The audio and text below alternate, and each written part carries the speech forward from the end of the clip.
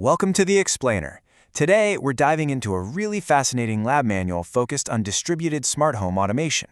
We're going to look at exactly how separating our processing power can actually make our embedded systems vastly more stable.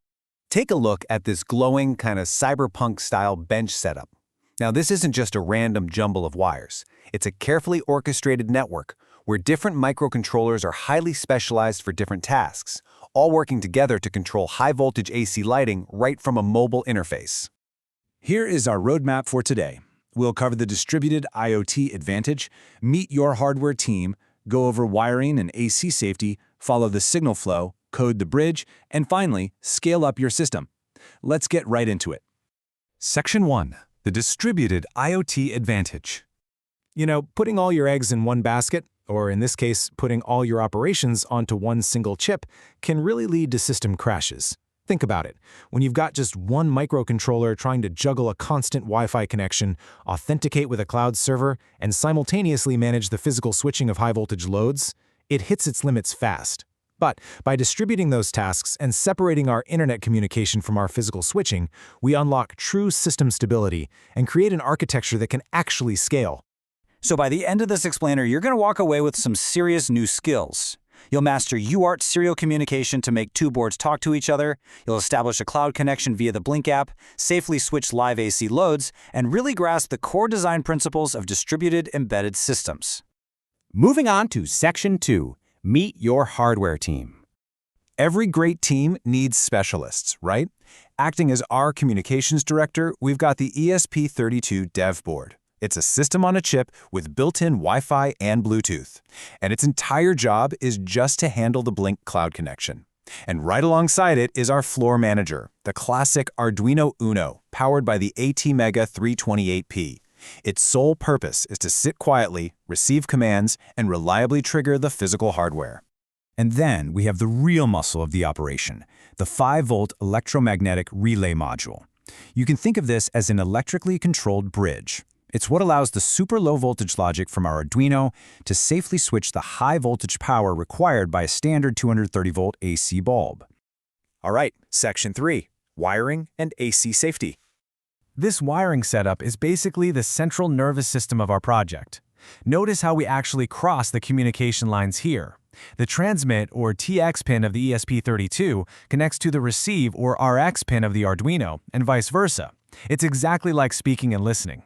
Crucially, we absolutely must connect the ground pins of both boards together. That gives them a common electrical reference point.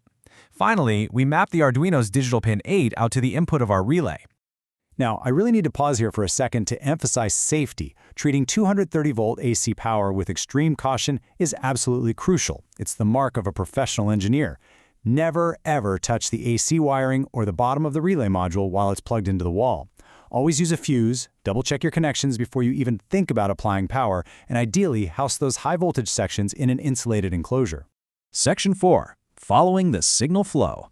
Before we break this down piece by piece, let's just take a step back and look at the whole architectural map. You can see the flow initiating wirelessly, hitting the ESP32, traveling over the copper wires via UART to the Arduino, which then pushes a signal out to the relay, ultimately completing the circuit to the AC live wire. It's literally a chain reaction. So let's trace exactly how this happens step by step. Step 1, you tap a virtual button on your phone in the Blink app. Step 2, that command shoots up to the Blink cloud over the internet. Step 3, your ESP32, which is constantly listening via Wi-Fi, catches that command and forwards it as a simple serial message over UART. Step 4, the Arduino parses that incoming serial data and toggles its digital pin 8 accordingly. And finally, Step 5, the relay hears pin 8 change state and mechanically snaps shut, switching the AC circuit to turn your bulb on or off. Boom.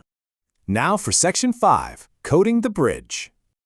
For this software bridge to actually work, our communication parameters have to be perfectly synchronized. Both microcontrollers must agree to speak at the exact same speed, which we've set to a 9600 baud rate. Because if the ESP32 talks too fast, the Arduino is just going to hear complete gibberish. And remember that common ground wire we talked about earlier? That is mandatory for this UART signal to actually be readable. When we put the codes side by side, this division of labor just becomes crystal clear. On one side, the ESP32 code is dealing with all the complex stuff, auth tokens, Wi-Fi passwords, and running blink.run in its loop to maintain that cloud connection, Whenever it gets a command, it simply uses serial.write to pass the value along. But the Arduino code, it's delightfully simple. It doesn't even know what Wi-Fi is. It just uses serial.read. If it hears a 1, it triggers the relay. If it hears a 0, it turns it off. The ESP32 handles all the heavy lifting, completely freeing up the Arduino to be a rock-solid, perfectly reliable switch. Now, you might have actually noticed a little quirk in that Arduino logic just a second ago. When the command is 1, we actually write the relay pin low to turn the bulb on. Kind of backwards, right? Well, that happens because standard 5V relay modules use what's called active low triggering. That means providing 0 volts, or a logic low, from the Arduino is what completes the internal circuit of the relay module and turns the physical switch on. It takes a second to wrap your head around for sure, but it's a super standard industry practice. Finally, Section 6, Scaling Up Your System. You know, this two-board setup, it is definitely not just a desk toy.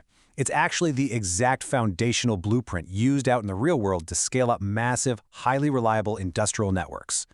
Whether you're controlling complex factory floor automation, managing smart agricultural irrigation grids, or running enterprise climate control systems, you don't use one giant processor for everything. You use a central communications hub that delegates tasks out to robust, specialized local actuators.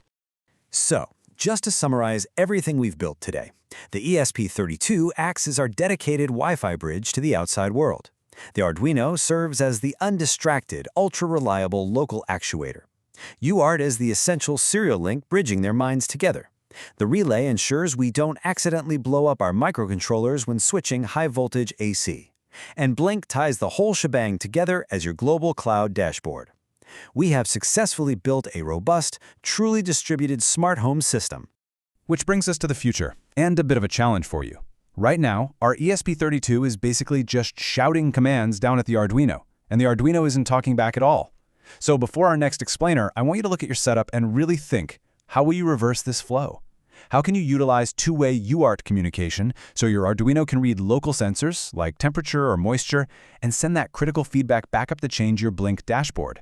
Keep experimenting with it, and I'll see you in the next explainer.